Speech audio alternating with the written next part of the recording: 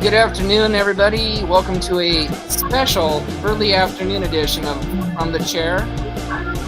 I'll be back in approximately a minute to introduce our guest.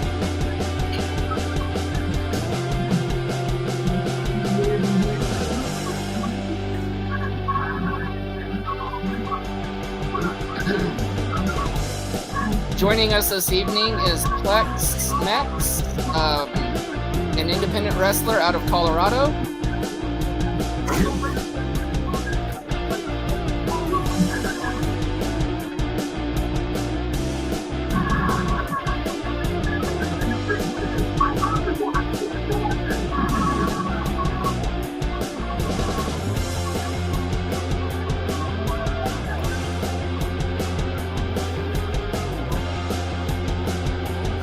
And we'll be live in about 30 seconds.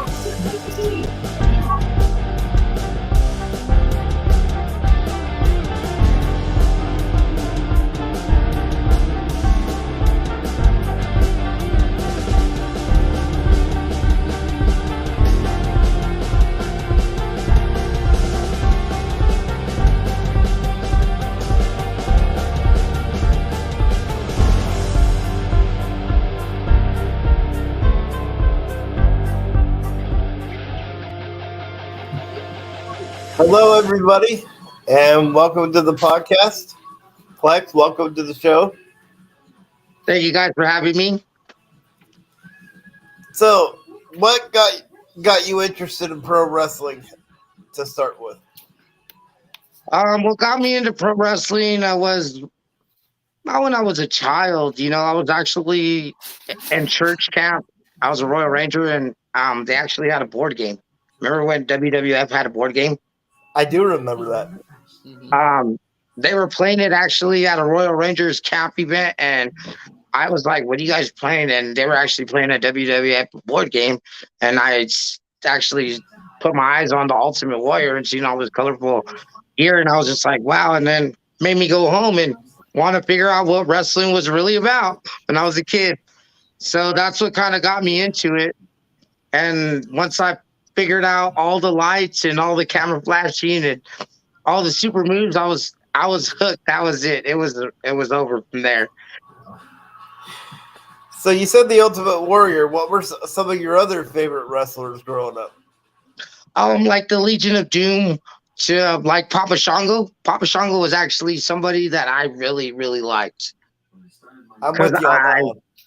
I really feel like that was like, I really liked the characteristics that wrestlers used to bring back or bring to wrestling back then, like being somebody just from out of this world, like the Undertaker or the big giant Tony Gonzalez, when he wore that big old bodysuit that made him look like just so massive.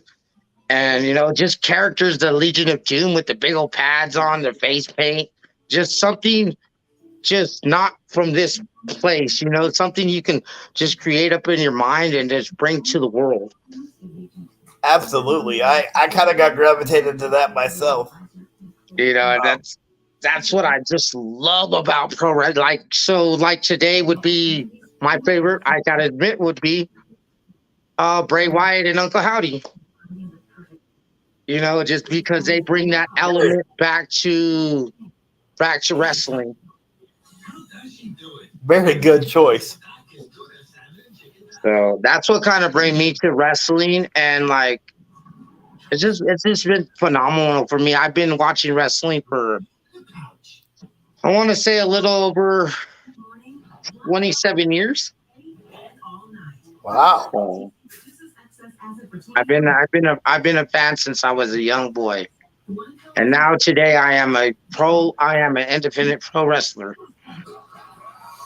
So let's talk about that a little bit. What promotions up there in Colorado? Which, for the fans who don't know, there is a big wrestling uh, population in Colorado. Are you Yes, working for? yes, there is a big wrestling community here in Colorado. I first actually, um, can I start from the beginning if you don't Oh, mind? yeah, go ahead. So my journey kind of started with I was actually moved here from Pueblo, from Oklahoma, from Salsa, Oklahoma, over there, right over there by Fort Smith, Arkansas. So I was doing some work over there in an industry, and I kind of didn't like that industry, so I kind of moved towards Colorado with my sister, and ended up here in Colorado, in Pueblo, Colorado. Didn't know nothing about Colorado. I'm a Southern boy, back from South Texas. I didn't know nothing about the mountains, so I was like, I'll give it a shot. What do I have going for my life at that time of the period? And so I moved to Pueblo. Around that time is when AEW started coming around. Well, I was like, well, what's AEW? I wasn't really a big fan of AEW. I wasn't really a big fan of anything other than WWE.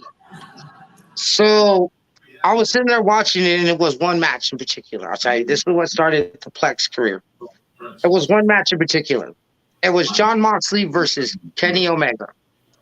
The lights out, unsanctioned match. Best match ever. Yes. Yes, I totally Yes, agree. very much so. Because like I watched that match literally on a phone, and the screen was probably like this big, but it had me like I was like 12, 13 again, and like ooh, ooh, jumping out of my seat, and I felt that adrenaline rush from my seat to like stand up and cheer, and I was in my garage, and like my sister was living in the basement in another on the opposite house, and she could hear me screaming and yelling. She came out, "What's going on?" I was like, "Nothing. I'm watching wrestling." She's like, "Oh, okay." But like that feeling made me feel like wrestling was alive again. Like there was like something there. Like like okay, I never seen this. I haven't felt this in a while. So with that match, it kind of just stuck with me, and I wanted that. Like I wanted that feeling. And so my wife, she was like, at the time, we weren't really together at the time, so we kind of like started meeting each other. And she was like, "Well, what's your passions? What are your desires? What do you really want to do?" She goes, "I see that you watch a lot of wrestling." And I was like, "Yeah, that's true." She goes, "Well, have you ever thought about doing it?" And I was like, yeah, I was like, I always thought about doing it, but I didn't know, I felt like it was going to cost me a lot of money. I've never was never raised to be um really like well off, as you could say. I was really a poor kid. Um, but she was like, "You know what, let's try something." And then I met a guy online named Duque Valpon from Philadelphia. Great guy, great, fantastic luchador. He's magnificent dude. So I spoke with him for about like a good 3 4 hours, and he was telling me things about how to get into school, finding places, and he actually extended his hand to see if he could help me with maybe contacts of people here in Colorado. Well, he didn't really his contacts really didn't know anybody, but the best advice he gave me was look for any local wrestling school, every single one of them, and check them all out and see which one best fits you before you even make a decision about going to any wrestling school. Because you got to know where you kind of fit in and don't fit in. I mean, the wrestling community is barely inviting. So that's kind of like where my whole journey as Plex began. I started at my wrestling school at Empower Training Center in Colorado Springs under the trainers Eric Lalone and Jimbo Hard Knock Jimbo Lucas, the pro wrestler there in Colorado Springs. And From there, I went to school for about, I want to say 13 months, 13, 14 months program, and I completed it at Empower. And then I had my first actual match at Colorado Springs Wrestling in Colorado Springs at the Vibe baseball game. They're the ones that gave me the shot. They gave me my first shot, and then I moved from a different promotion. I went to Renegade Championship Wrestling. Um, I won two championships there at Renegade Championship Wrestling. And then I went and did a matchup at Primo's Premier Pro Wrestling up in Denver, Colorado. And I actually did two shows there. The second show, I actually got to be a one time tag team champion with the association, actually with my trainer Jimbo Lucas. So I got to be a tag team champion for one night with the associations, which was really great to share that spotlight with my coach. Was really magnificent. And then I've been wrestling for. I wrestled for Motivate Pro Wrestling, High Impact Wrestling out there in Tucson, Arizona. Motivate Pro Wrestling, sorry, is actually located in Border, Texas. And then I also did some seminars up in Rocky Mountain Pro. And what else? Oh, and I did a show out there in North Carolina for Matt Creed's Alliance Independent Wrestling Federation out there in Mayberry, North Carolina. Nice. So that was actually a magnificent time out there in North Carolina, honestly. Well, yeah, so that's kind of like where Plex began his journey, and he's been going, and the whole Plex character, you know, he's originally from Corpus Christi, Texas, and a lot of people really don't know about my character is I'm a car. So if you guys don't know the Texas like culture scene of Houston, they got like the crazy cars with the spokes poking out and the trunks that light up, and you know they call it the pop trunk, and they do the whole swinging in through the lanes. Well, that's my whole gimmick is I'm the car. I'm a slab is like what we like to call it down in Houston. I'm the slab. So I'm a car. I'm not even a person. I like that.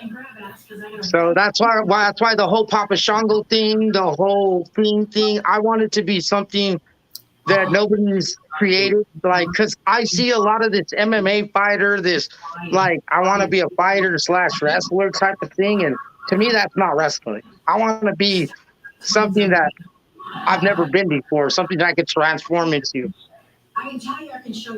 Yeah, and I agree. I think that's some of the best wrestlers are the ones that can build a bigger version of themselves, right? Like somebody told me one time, a good character is like yourself, but turned up to like 100. Yeah, that's awesome, right? Yeah, and that's how I like to come out, especially like in my especially my ring. Like when I come out of that curtain, I'm just like turned up like to like 2000 like amps. Like I'm just like somebody should be just he's gonna burn out real quick, right? That's what they usually assume because I come out like yeah, Plex is here, like. But that's just me like giving my energy because I love to give out my energy because I feel like the people can feel it, and if they can feel it, I can feel theirs, and it just motivates me to be in that ring even more. Well, like, I've seen some of your stuff on YouTube, and I can promise you that energy comes through. Yeah, that's like the best feeling in the world, especially like when the little kids are just like so amped after you've done a match and you go out there for like intermission go out there to your merch table and they're like, oh my God, are you okay? Like that was so great. How did you do that? Like it's the best feeling in the world. Like I really enjoy that, like feeling like because they're just like, like I had a match where I actually injured my shoulder. And everybody was like, are you okay? And I was like, no, not really. Like, there was a point where I had a match with Dr. Payne, and he put me in a straitjacket. And I had people in the crowd because I was tied to the barricade. They were literally trying to beat up Dr. Payne and untie me at the same time to make sure that I was trying to get back in the ring. And that feeling of people really wanting to help you, like to get unloosened, like was great because they really wanted me to destroy Dr. Payne. Like, Yeah, and I was like trying to get there right, and I was like, I'm there, but I didn't make it. that's awesome, and that's when you know you have them right. When they want to come after your opponent, then that's you know that's when you know Exactly. And your character is getting over. So to be honest, I did see Dr. Payne after that match. I don't know where he went after that match. He disappeared. he's probably running away from all the fans that wanted to get up to him Uh, in the so crowd. yeah, like so that's like I just have so much fun. I've been having such like such a great run with this whole being a wrestler now. Like it's changed my whole life in so many ways. Like I was trying to tell, I was saying earlier, like I'm a bigger fan than I am a worker, and like I feel like that's what kind of helps me in the ring. Well, right, yeah, because you can relate to what the fan is feeling because you are a fan. Yeah. Yeah, and it's like, and I feel like sometimes some people, that's like, because like I hear a lot of guys like when they start becoming a worker, I'm like, do you guys have you guys watched the latest wrestling? I don't know. I stopped watching wrestling because I am a wrestler. I'm like, I just sometimes I don't get that, and it's okay because, like my coach likes to say, it's a flavor of ice cream. It's the same ice cream. It's just everybody has their own different flavors. I like that saying. I That love that. actually is the same by Jimbo Lucas.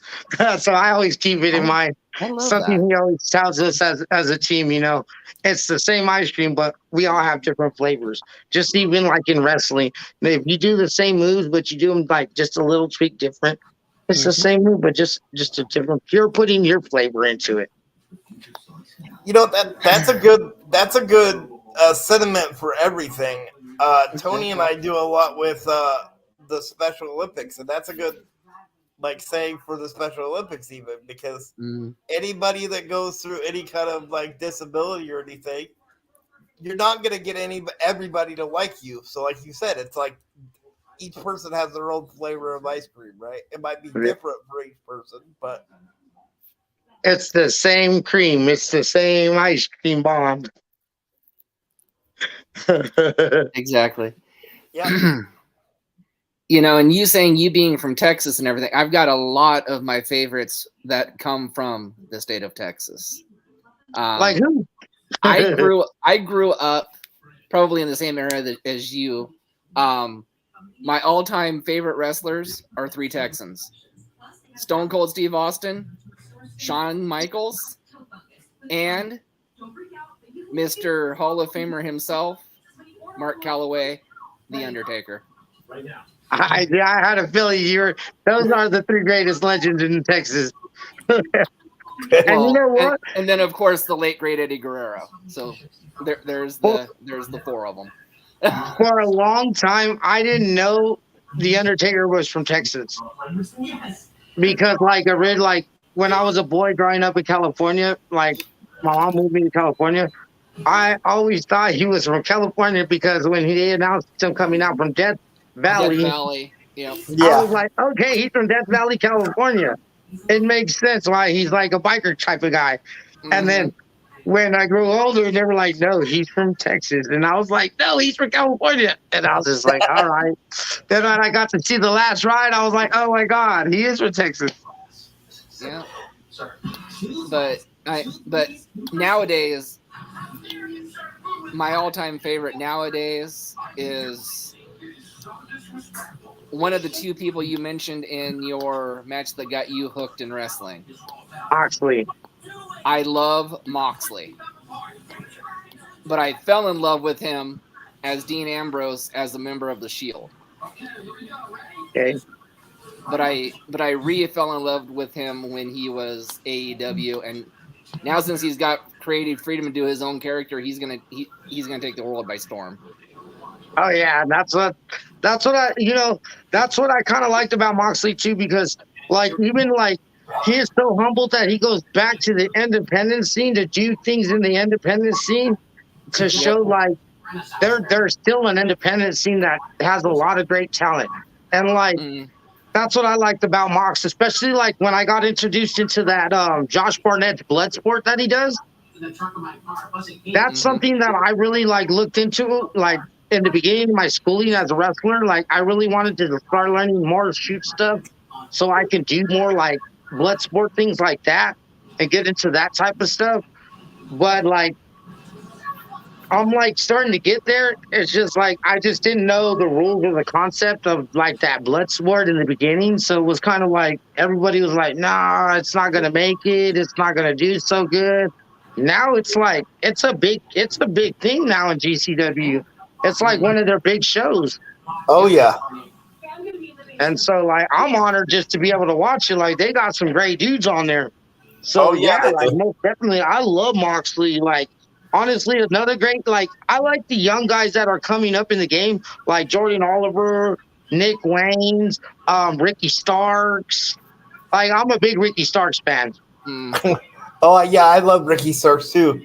Like Nick, I watched Ricky Starks when he was AEW Dark when he was like an absolutely nobody, but he was like a little shiny, annoying jewel rhinestone. But now he's actually becoming a star.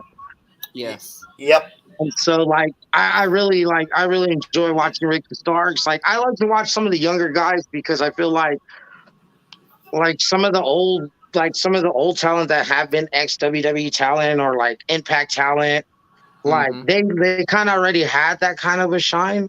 So it's great to see like the younger crowd actually be boosted and pushed more forward because that's how I feel like even here in my independent scene, as in Mm-hmm. Colorado, I like to see my younger talent to be pushed because sometimes you get some of the old talent, which is great, but how do the younger guys get the push if you guys are kind of like still overshadowing or like overbearing the shows and it's you guys all the time? When does the new talent get their push? Exactly. You know, Yeah. and as Nathan was telling you in the beginning, we interviewed Sign Guy. Now he's also a referee, and you're gonna like this new school flavor.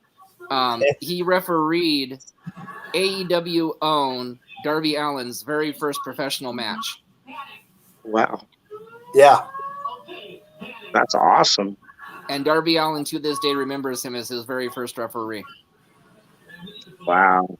True Say story. it's small things like that, small little great things like that. True story. And I bet you that guy will never forget that match ever in his life. Oh no. No, it was one of them that he told us, and yeah. It's like when you get to see those type of people, you like never forget. Like there's a moment where I went to a 4-day seminar up in Rocky Mountain Pro, and it was actually a film and study session. So they were like filming all these episodes of Charge, and then they had their Shocktober pay-per-view like the following Saturday because I was there like Thursday, Friday, Saturday, and Sunday. So it's 4 days. And then on Sunday we got to do a little seminar with D'Lo Brown, Zimbodi, Josh Matthews, Ooh. Oh. and the head ref from Impact. Gosh, I forgot his name. Hepner? No, Hepner's not an Impact anymore. No, he's not Impact anymore. He's the younger kid, like kind of has spiky hair. Yeah. Oh yeah, I know who you're talking about. I know which one you're talking about. Yeah, I can't think of his name. He was a great dude. So I got to do 4 workshops with all 4 of those guys at Rocky Mountain Pro, which was really great.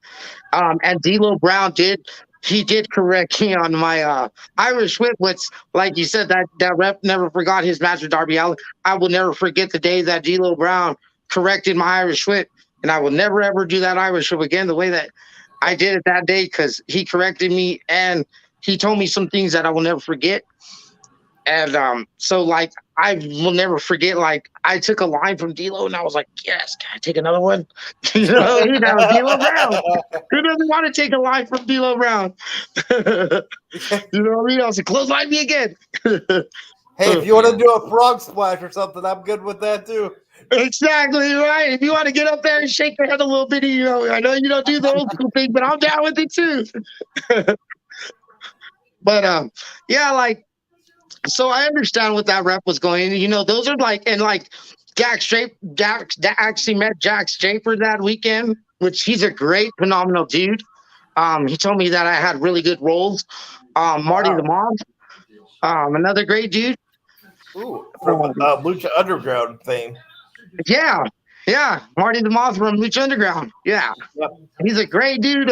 He actually we got to talking and he filled me on a little bit of psychology knowledge, which was great. Marty the Moth with psychology. He's great. A lot of these guys are. I actually got to meet Sledge from ROH. Ooh. He was actually in our Josh Matthews promo workshop, and he did a promo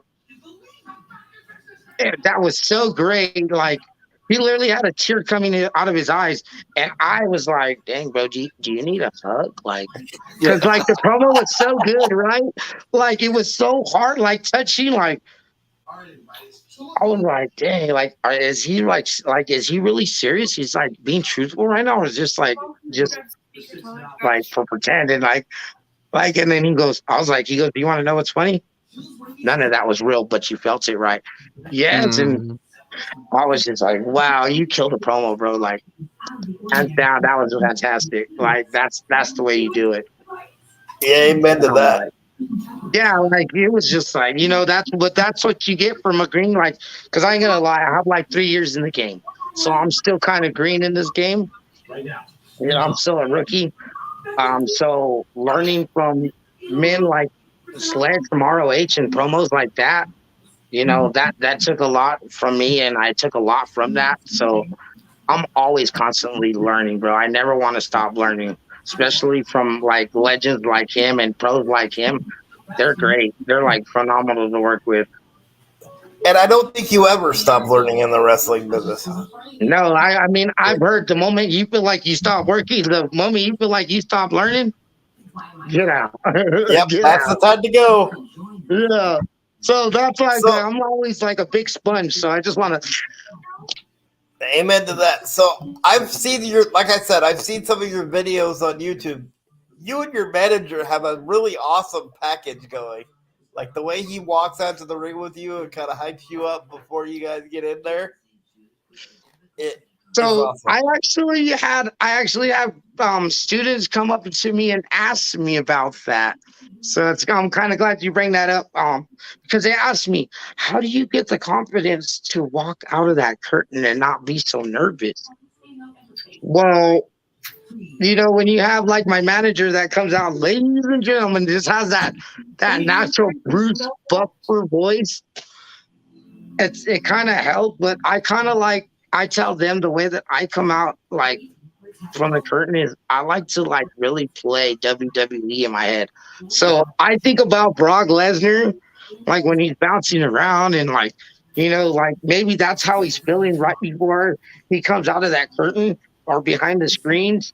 Like he's already like hyping himself up. So like I kind of use my manager Jay Sizzle. He's my hype man. So when I hear him say, "Ladies and gentlemen," I'm like, "Come on, Sizzle, come on!" And then when he the largest neck, that's when I know like it's time to just bow. Like those are my fireworks. Like when Brock Lesnar does the kick and the fireworks, that's just like when he says the livest makes Plex. That's my time to come out and like Plex is here. You know what I mean? Like Mm. it's time for you to feel the Plex, and it's just like he he helps me in a whole lot of ways that he doesn't realize. And I always tell him, and he goes, "But I'm not really doing much." It doesn't. It's just the voice. It's that voice that makes you feel like I'm a little short, so it makes me feel like I'm 7 foot. You know what I mean? Even though I'm 5'4", I feel like I'm 7 foot tall. And when I stand in that ring, I'm just like, yeah, this is my ring now. Yeah, that's how Nathan feels when I introduce him. Yep. I'm the hype man for the show. So So And ironically, he says the same thing your manager does. Whenever I give him a compliment, he's like, "No, I'm not doing anything." I'm like, "Come on, man, you can't just call yourself George." Hey, but that's them being, you know what? That's them being nice and humble, not being all super, what I mean? They want to be down there just like people always tell me, hey, you're a great wrestler, Plex, this and that. And I'm like, you really think so? okay, I didn't really like that last one, but it was great. And I'm just like, oh, you sure? yeah. I could have did a little bit better. Always could be better. It's just, but that, we are our worst critics and our worst enemies.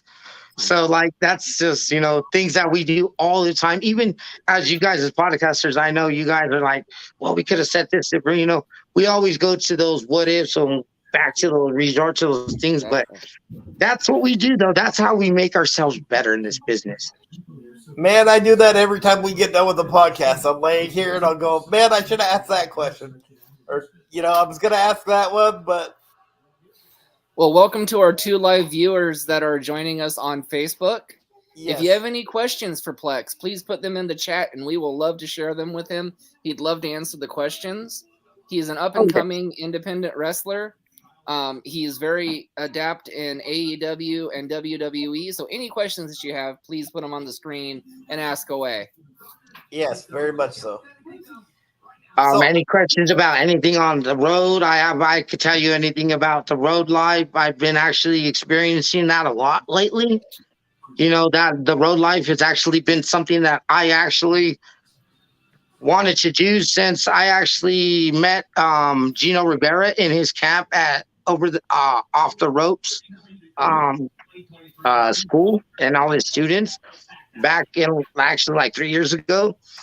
And actually seeing OTR on the road was like something that I knew I wanted to do always. Like, because they all, that's something that is really like taught is like, you got to make sure that you get out of your state and wrestle out of state. So you can always bring back things back into your state that you learned out of state, and that will help other promotions be better. So let's talk about that a little bit. What's been some of the some of the fun parts and some of the hardest parts of being on the road? Because it's got to be an adjustment period. The hardest part for me being on the road, honestly, would have to be like not knowing how much. How do I say this? Not knowing how to know my worth. You know what I mean? Because you don't want to like oversell yourself, and then you just scare the promoter away because you're asking for too much money. That was one of the big issues for me, is not knowing my worth. And if I said like, "Oh, I want this much money," but then I might, and then I'm like, no, and then I'm undercutting myself. And, that's been like my hardest part of learning this business right now is the financial thing. But like, the greatest part about being at some of these shows was like some of the venues, like the Border Dome. The Border Dome is a beautiful place to wrestle in. I wrestled up at actually in North Carolina. I traveled from Pueblo, Colorado, all the way to Newberry, North Carolina. So that was actually a 36-hour road trip. And I mean, it only was 36 hours because I wanted to stop to see the Arch in St. Louis, the Mississippi, and I made some stops along the way. Kind of turned my road trip into like a vacation / like wrestling event type thingy. But Hey, there's nothing wrong with that. So we have a couple of questions from the audience. Not to cut you off, I apologize for that. So let me put the first one up here. They're kind of similar, but I don't know if you can see that. Dakota Haynes. If I'm saying that right, Dakota Haynes. Yeah. Yep, you said that right. Who would your dream opponents be? Okay. Actually, one of my dream opponents is actually Jordan Oliver. I've actually been following Jordan Oliver, and he's actually one of the youngest guys I actually would love to work with. Um, Another guy I would love to work with would have to be as of right now, it would have to be it's a lot of independent guys, so I would have to say somebody from GCW. It'd have to probably be either be like Grin Reefer or like Ninja Mac or like Joey Janela. Ooh, you and Joey Janela would be amazing. That would be amazing. So like those are some of my dream matches. Or Sammy Guevara. I would love to face Sammy Guevara. Just because he is from Texas and he's from Houston, and he's also one of the Corpus Christi favorites. So it's a kind of a personal dream match because I kind of want to take that title away from him and kind of make that my accolade. So Sammy Guevara is one of my dream matches. Moxley, of course, or Nick Gage, or actually Alec Colon, because I'm into the death match scene too. So I respect the art of death matching. But some of those guys right there are really great at it. So, I wouldn't put my life in anybody's hands. But Alex Colon, Nick Gage, or like those guys are really fantastic. So we have another question from Megan. Okay. So we'll put that up there. Megan Gaines. What is your favorite match you ever were in? Oh. Okay. My favorite match that I was actually in would be the RCW Royal Roulette match. Ooh. It was I believe it was a 20 to 30 minute match, and we had a time clock on the screen to count down, and it was to see at the end of the match. It was based on who had the most wins, so the championship was constantly changing hands within that match. That's how I became the 2-time Renegade Championship, or former champion. Sorry. So that match was fantastic. It was me, the Livest Mex Plex versus Fonzie Mother Loving LaFleur from New Mexico. And we also had Spitfire Marcus Johnson. And within those three right there, it was a phenomenal match. I actually have that on my YouTube at the Livest Mex Plex on YouTube, on my own channel. You can go back and watch it. It's a great, phenomenal match. I actually did watch that the other day. So we actually have watched that, yeah. I mean, it was a great match. Actually, to be honest, Megan, I broke my nose in that match when I took the code breaker on the floor. I broke my nose that match. See, I wondered if that happened. So I'm glad that got confirmed. Yeah, no, I re-broke my nose in that match, and I was like, oh, and I was like, I broke my nose, and then I was just like, okay, I'm laying on the ground too long, and I was like, spread the blood on your face. So I was like, thinking I had a whole bunch of blood on my face, so I wiped it, and I was like, let's go for it. That is awesome. And very inventive to just kind of go with that as face paint. Yeah, that's how I was just like, let's go, it's time. It's time to get that war paint going. So that was what, and my second favorite match, Megan, I will give you a second one, is another one with Fonzie LaFleur. It was the first ever Pop the Trunk match at Renegade Championship Wrestling 2 in Canyon City, where Fonzie did end up putting me in a trunk. And I ended up finding myself at the Royal Gorge in Colorado. And I had to walk all the way back home from Pueblo to Pueblo. That match was great. It was one of the first ever gimmick matches I did. And me and Fonzie, we were all over like the gymnasium. Like we were just all over the place. It was a really fun match. It was one of my third matches, but it was really fun. It was just like something great. I was just like, because it ended up being like that match because we started off our promo battle, and then like we had a third opponent, but the third opponent never really came out with a promo.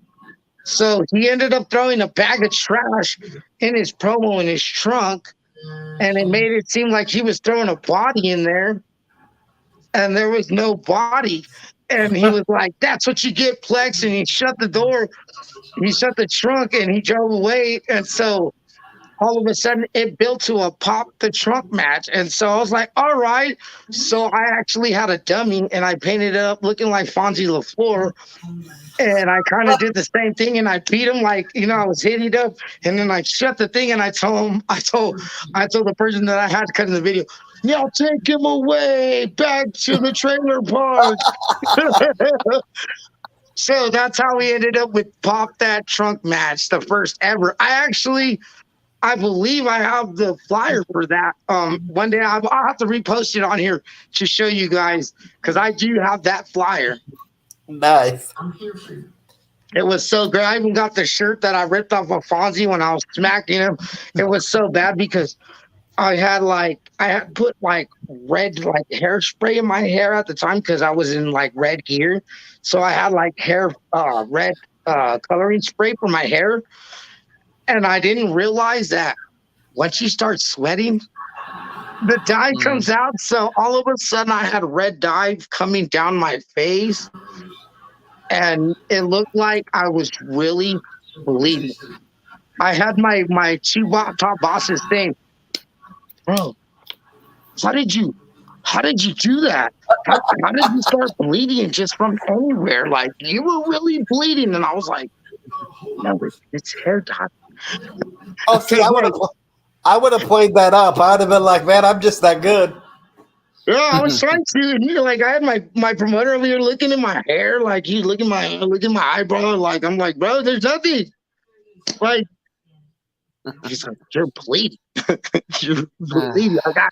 He literally tells me, I have kids scared because they thought you were bleeding. And I was like, yes, I did my job. Score. So that was one of the greatest matches ever. Like those two matches right there, those gimmick matches right there, were like the funnest matches I ever had. So you said you met guys like D'Lo Brown, like Josh Matthews. Is there anybody that you met that you were just like awestruck to meet for the first time?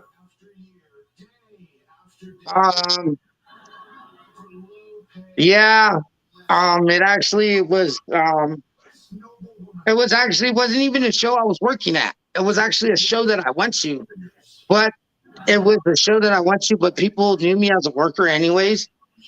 And like some of my brothers and sisters that were working that show, and it was at an IWC Legacy Lucha Libre show. And that was actually, it was Lucha versus GCW, which they had like Jimmy Lloyd, Sandika, Muñeca. We had Flip Gordon there that night. Who else did we have? Joey Janela ended up showing up, but he showed up super late, and I was like, I didn't really get to meet him because he kind of slid in and slid out because he had a show to do that same night. So he like did his match and like took off because he had to fly out that same night and do another match like right after he got off the plane. So it was like, but like meeting Jimmy Lloyd was when like he was really down to earth because like I like Jimmy Lloyd doesn't look like that dude like you can actually come up to and talk to. I'm sorry, but like that's just how I feel. And like actually got to really walk up to and talk to him and Flip Gordon. And bro, they were like some of the most humble guys ever. Even Dak Draper and Marty the Moth, like I hear so much about these guys about like for my trainer that I was just like, wow. I'm surprised Marty the Moth isn't on like AEW or WWE or even Impact with the psychology, like you said earlier, that he does. You would think, they would jump on that chance. Yeah, he's a really great guy, but he's doing a lot of things right now at Rocky Mountain Pro. So like, that's really great, and that's where I'm trying to get to next. That's my next level up is to be there at Rocky Mountain Pro. Because I need to the indie level's okay, but it's like learning how to work that camera a little bit more. Mm-hmm. Work with the camera.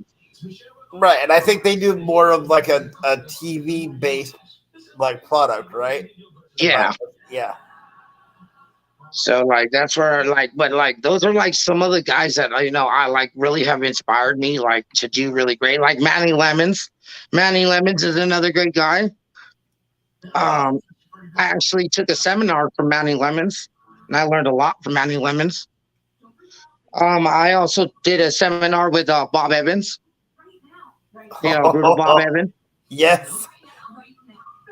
Great guy. He taught us all a lot about a lot of like business wise, like how to your merch game and all that. That was kind of like the seminar, and I took a lot of out of that, and I actually took to his seminar twice. I think I would have too. And so I've taken a lot of seminars, and so like I really appreciate like every seminar I take because like you just want to get better in this business.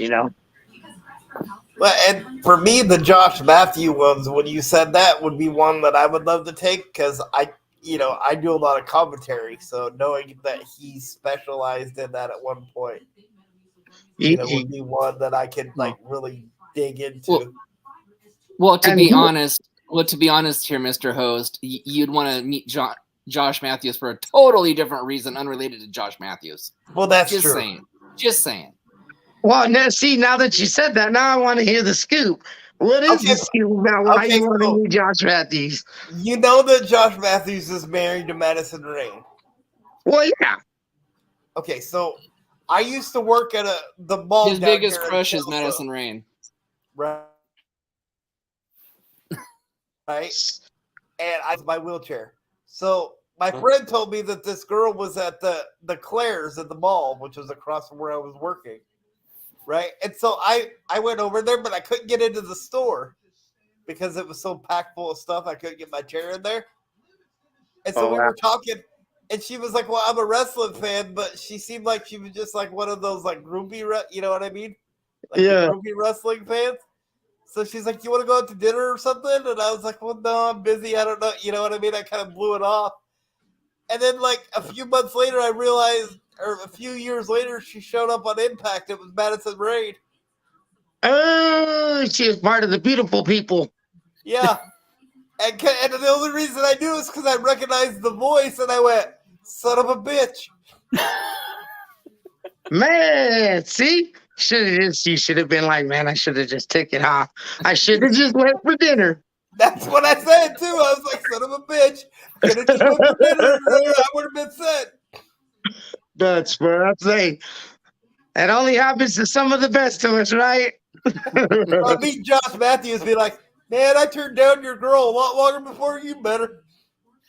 That's funny. That's funny. I remember a time I was working. I wasn't even a wrestler. I wasn't even a worker. I was just a regular Joe. I was working in Corpus Christi. I was working at the American Bank Center. And I so happened that I was working a WWE event. And never in my life did I ever think I would work for a WWE event. And for WWE, I was like, when I walked in, I was working at a temporary working service.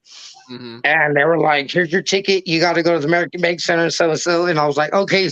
When I get there, all of a sudden I start seeing the 18-wheelers of the WWE, this and that. And I was like, no way. So like I was helping backstage doing all this stuff. I ran into John Cena. Oh. So at the time, my middleest daughter, me and her, we were big fans, and we were big John Cena fans. I was more of a Randy Orton fan, but I respected my daughter, so I was a Cena fan too. And so I looked at him, and I ain't gonna lie, I got starstruck. I was like, "That's John Cena!" Like, that's John Cena.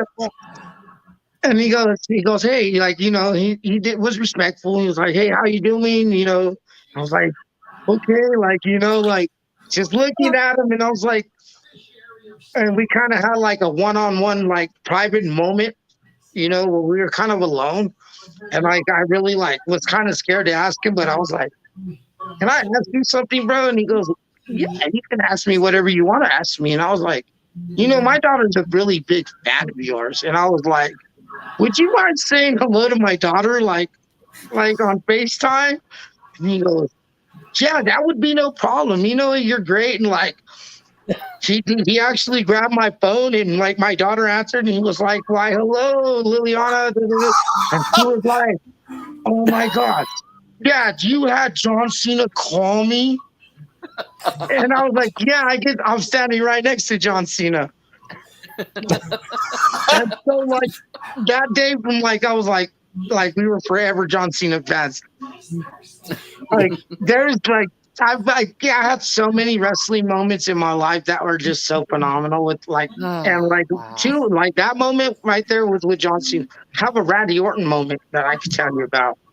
We were actually at the Water Gardens behind the American Bank Center in Corpus Christi, and there's an empty parking lot. Well, back then, Randy Orton used to like to travel in his bus.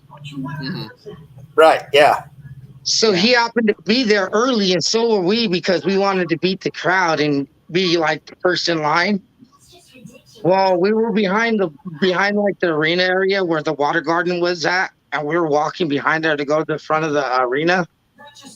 All of a sudden, we seen his kids. I guess they were his kids. They were rushing us, and they were rushing my daughters, and my daughters kind of ran towards them and they were playing with them, and all of a sudden, who do I see coming down? He's like, "Hey, come back here, kids, come here." Randy Orton. He's like telling me, "Hey, I'm sorry, forgive me," and I was like, "No, bro, like we're sorry, we're in your area, and like this is your time to chill." And he's like, so me and Randy Orton got to talk for like a good 10 to 15 minutes, like about our kids and just live and. He was like, "You guys coming to see the show?" Damn. And I was like, "Yeah." And I was like, "This is awesome." The whole time in my head, I'm like, I'm a father talking to another father on a whole nother level. And it's Mhm. like on this Randy Orton, like average Joe type of guy talking, just like, and it was like phenomenal. And now to be a worker and like to have them stories, it's just like, I feel like in a lot of ways, I was somewhat like drawn to this business and to this life. I completely understand that.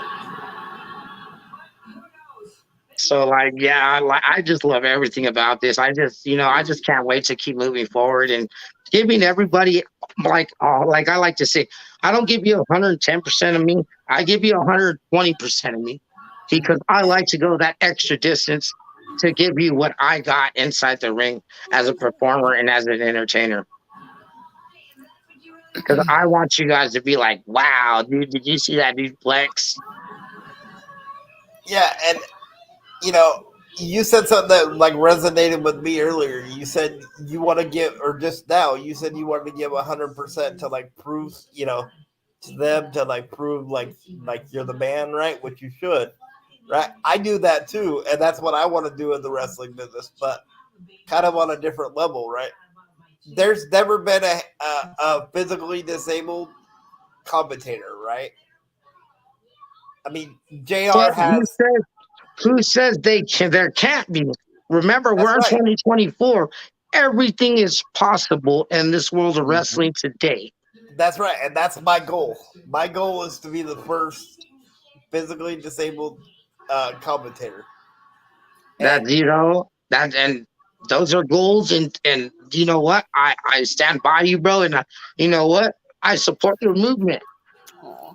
well, thank you. I appreciate that because because we all got our movements, and I support everybody's movement because every day it's hard for me because there's a lot of things in this world, and and I got to say it because it's true.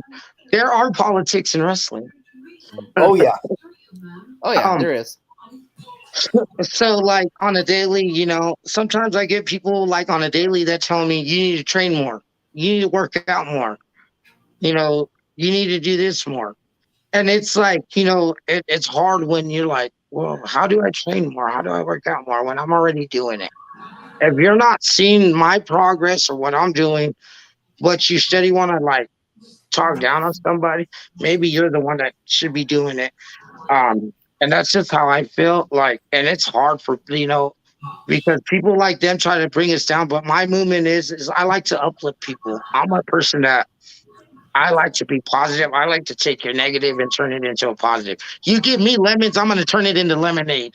Amen to that. I You feel know you what I on mean? that one. Well, that's why I like to say you can't dim out my lights because my lights are LED and they don't dim unless I tell them to dim. Yeah, That's and I have a saying that kind of fits right along with that too. Like, people think like when they see somebody with a disability, right, that they're that disability. You know what I mean? So here's my saying to that: I'm not my disability. I'm who I am, and the disability is just a part of me. So I'm gonna do everything I can to show you who I am, and then the disability is gonna come later. yeah. But you know what? That disability has nothing to do with your mind or your voice, brother, because you got one of the greatest minds right here in this pro wrestling game, and you got a mouth, and you know what? To be a commentator, those are the only two things you need, brother. That's right, and I can't tell you how much I appreciate that sentence. For real. Like Exactly. like I say, you gotta just sometimes block out that negative and bring in that positive, you know? That's all Mhm. it is. Yep. So, um, what are some of your future goals? I know you said you wanted to go to the Rocky Mountain Pro and get some work up there. So my projected path, honestly, is of course to get to AEW. Oh, Um, that's my common. That's of course that's the big goal. Or if it's not AEW to GCW. Those are nice. my two projected big promotions that I want to get to. Or if not, I would like to get myself on some of these bigger promotions like Wrestling Revolver, Warrior Wrestling, um, and things like some of those higher big promotions that they have. Like, and that's kind of where I want to be at right now because I know that some of the guys like War Horse, and people like Mhm. that. Who's that other guy? There's another guy I forgot his name. But those are some of the guys right now coming up in the independent scene that are actually really, really great and phenomenal. I love Warhorse, man. That guy's character is just Yes. phenomenal. Yes. What's his name? Red? Amazing Red? Yeah, Amazing Yeah, man. Red. he, Yes. he had that match with Will Ospreay. Yes, I saw that match. That match was insane. Yeah, see, I would like to work with guys like him. Like those are some of the greatest guys right now in the business. And also with Gino Rivera, he's actually one guy right now in our scene that is actually blowing up really big, and he'll probably be in AEW pretty soon. He's done some things on WWE as like house shows and stuff like that. He's Mhm. worked with Keith Lee and Karrion Cross and Wow. Wow. Chris Masters. And so Gino Rivera is actually an upcoming guy, and I would actually love to wrestle him before he gets up there to the bigger scene. Just so kind of like, at least Plex has done something here in my territory area with Gino Rivera. So like that's one of my things to wrestle Gino Rivera actually pretty soon, hopefully. Well, and I'm rooting for you to wrestle one of your dream matches because after watching your stuff on YouTube, you and Jordan Oliver would be amazing. Oh, I thank you. I appreciate that, brother. I really do, because that is. I think me and him would actually. Because I go lie, I like that whole young, dumb, and broke thing. Because you know what, that's true. If you're in pro wrestling and you don't know those three words, then you know what, you don't know the business right now. And what I like about Jordan Oliver is he's so like misleading, right? Like with his character, right? Because you see the skinny guy that's kind of halfway tall, you know what I mean? But then he like jumps and does like a backward stutter off the ropes, and you're like, damn, where'd Yeah, that come and you're from? just like, wow, where did you? Yeah, just like it's just phenomenal. Like I just love his work. No, and Like I'm the other I way. didn't Yeah. even know he was in MLW for a long time because I Mm, just followed him on GCW, and then one day I was watching actually an MLW show, and I want to believe it was the Battle of the Riot Yep, 4 or Battle something like Riot. right. that. Yeah. And that's when I actually seen Jordan Oliver, because I seen that I was also at the time I was a big Calvin Tankman fan. Ooh. Ooh, And yes. And so yeah, I follow a lot of wrestling, brother. I do. I love to scout my future opponents, as you could say. Like I do Hey, a lot of scouting. Calvin Tankman. Since he opened that door to MLW, I'll let you finish your question. Then I want to go there. Okay. Calvin Tankman Yeah. is another one I can see you killing the house or tearing the house down with, man. Heck yeah, thank you. I love to hear that. Oh my god. Like those are some of the names that are just really ring a bell to me. I mean, MLW. I just started watching MLW because I found they started in a promotion that is down here in Oregon, and I lost them for the longest time. And Nathan actually told me where they were again. But I'm a huge fan of Alex Hammerstone and Jacob Fatu. That's funny. And there's a story with Fatu here in a minute. We'll get into it for upcoming podcasts and stuff. But Yeah. I think I have watched some of your matches too, and I just love your entrances and everything. It's what the hell? I'll just go with it. Your entrance reminds me a lot of the old Homicide and Yes. entrances when he was with LAX and Conan. LAX. Yeah. I love. You're not the first. Sorry to cut you. It's okay. I just want to say one more thing. It's funny that you say that because Ricky Diesel, and Matt Creed up in North Carolina, that was the first thing that Ricky Diesel told me. He goes, "You remind me of a 5-foot Conan." Yes. I see that now. Yes. Exactly. Again, we want to thank you for coming on early. Well, really quick before you do that, I like to compare people to like wrestlers, from the past that I watch, right? And I watched your stuff, and I wanted to compare you to some people because that's just kind of what I do.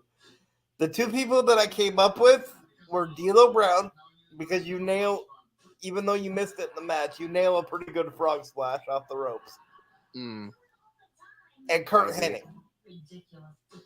Oh wow! Like your movements in the ring and the fluidity that you have, like going from one move to the next, reminded me of like Kurt Hennig when he was doing like Mr. Perfect. Yeah, that's awesome. Thank you. That's an honor. I'd have to agree. And then we throw in the Conan too. I mean, yeah. Thank you. That's a really great honor from both of you guys. Thank you guys. Yes, but getting onto that Fatu thing, I mean, I think you would crush it with any of them in the dynasty. I say Fatu now because he's the only one that's still really in the indies. But I think you and either Jimmy or Jay would have a hell of a match. Oh yeah. I think you and Solo would have a hell of a match. Yeah. You know who I like to imitate, to be honest, who's one of the guys that I really, really like, really take a liking to, as ELB. Okay, you're gonna have to remind us who ELB. El Phantasmo. Oh yes. El Phantasmo from the Bullet Club. Yes. I really like his stuff. Like I like since the moment I actually listened to his podcast and how he started, and like a lot of like his stuff. And actually, I ain't gonna lie to you, like the glasses thing. Like I can't lie, I kind of took that from him just because I thought like when I seen him and he was rocking it, I was like, oh my god! But I didn't know my character was gonna develop like the way that it has. And so me and him kind of have like a lot of the same characteristics. And I also take a lot of my wrestling from the Gorillas of Destiny. Oh yes. Yeah. Yes. Yeah, I can see that. Yeah. Yes, I take a lot of my stuff from the Gorillas of Destiny. Those are some other ones that I thought that is a dream match. I would love to see the Gorillas of Destiny versus the Usos.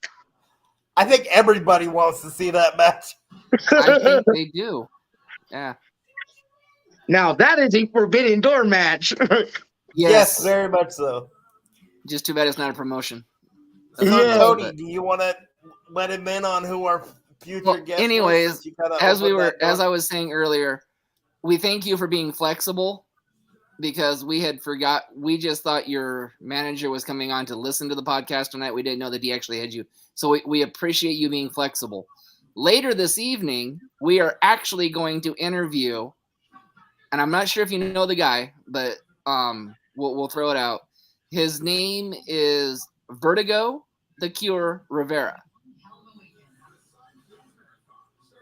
No, I really don't know him. You'll probably Okay, know his family. He is the son-in-law of Wild Samoan member Alpha. Oh wow! Is he the new guy from the Bloodline? He's an Indies wrestler right now. He's not even. Yeah, he wrestles for WXW, the promotion that the Wild Samoans have. Yes. Oh, okay. Didn't know that. Yeah. Wow, that's an honor. You guys are gonna have some real fun tonight. Oh yeah. We hope. But so yes. So for the fans out there watching, this is one of 2 interviews today. Our first time ever doing 2 interviews in one day. So it's an honor for us. You've been a do hoot this. and you've been hilarious, and you're welcome to come back anytime. You're not done, are you? Are you still got more questions? No. Oh, yeah. Not really. I was gonna. I don't know how long we had, but if we can like maybe like 20 minutes more, because I was gonna shoot up to Denver because we are having a lucha seminar, and he was talking about Jacob Fonsu, and he is going to be live tonight here in Denver. No. And Westminster at the IWC Legacy at the Revolution, and we are also going to have Gringo Loco there tonight. Oh. Now I am we'll jealous. get you out in time. Now I am jealous. Now I am so jealous. I actually been waiting. I actually went last year. I went to the GCW versus IWC where I got to talk with Jimmy Floyd and Flip Gordon. So this is like a yearly thing that they do.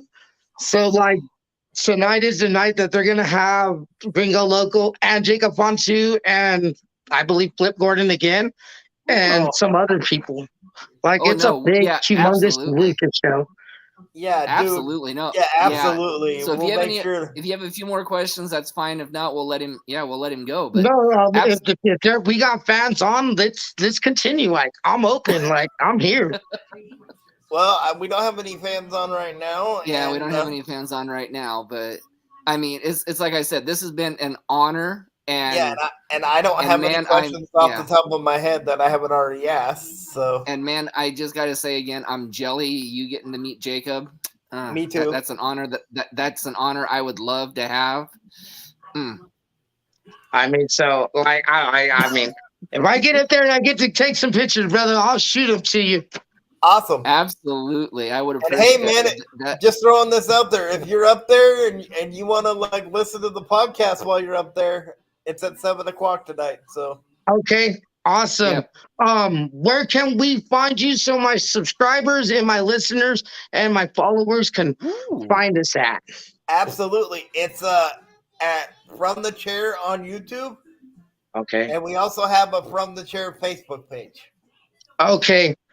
And for your listeners, if they want to find me on Facebook at Plex Livest, that is my Facebook page. My Instagram is Plex Zone 123.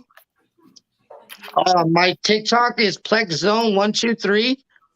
You can find all my video clips on TikTok. And also, I have my YouTube page, which is the Livest Mex Plex. I have my own channel with all my matches on there. Every single one that I've done till today. Yeah. I am actually going to be uploading one brand new one that was actually like from 2 weeks ago from RCW's opening season. So I will be posting that one actually today. Nice. Sounds amazing. But we thank you for taking time out of your busy day today. And enjoy your drive up to Denver. And if you meet Jacob, send us pictures, man. We'd love to see it. Yes, definitely. All righty, gentlemen. Thank you guys for having me on your guys' podcast. I appreciate it. It's been an honor from sitting right here in my chair. And stay in touch, man. I think we have a good vibe going. So Exactly. Stay in touch. You're welcome to come back anytime. All righty, brothers. Thank you guys very much. You guys have a beautiful evening. And I will be in touch with you guys, and I will be getting you those pictures. All right, sounds Awesome. good. Thank you so much. All righty, gentlemen. You guys have a beautiful day. You too. You too. Okay, bye. Thanks. Bye. Fucking amazing. Yes, And you must might I? want to end the bro.